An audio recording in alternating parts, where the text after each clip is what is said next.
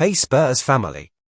Tempers flared at the Tottenham Hotspur Stadium after the 1-0 defeat to Chelsea, and Djed Spence's furious exchange with Thomas Frank has now been revealed. But before we dive into that, it's super important to stay up to date with all the latest Tottenham news, so make sure you follow along so you don't miss any updates.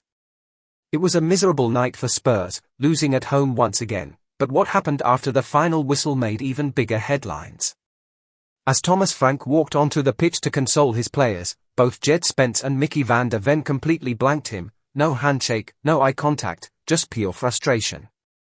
Cameras caught it all, and fans were left wondering, what on earth had happened? Now, we finally know.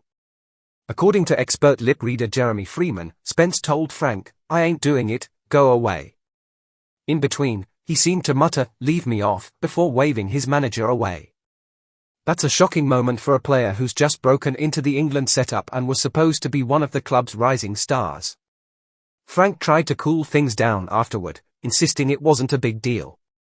He said all players are frustrated after a loss and praised both Spence and van der Ven for their effort this season.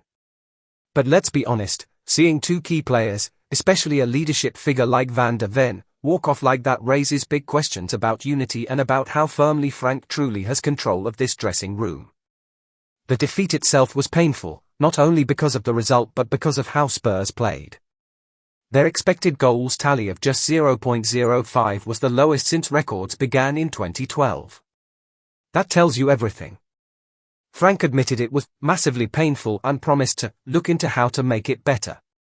So, Spurs fans, was this just frustration in the heat of the moment, or a sign of deeper cracks between Thomas Frank and his players?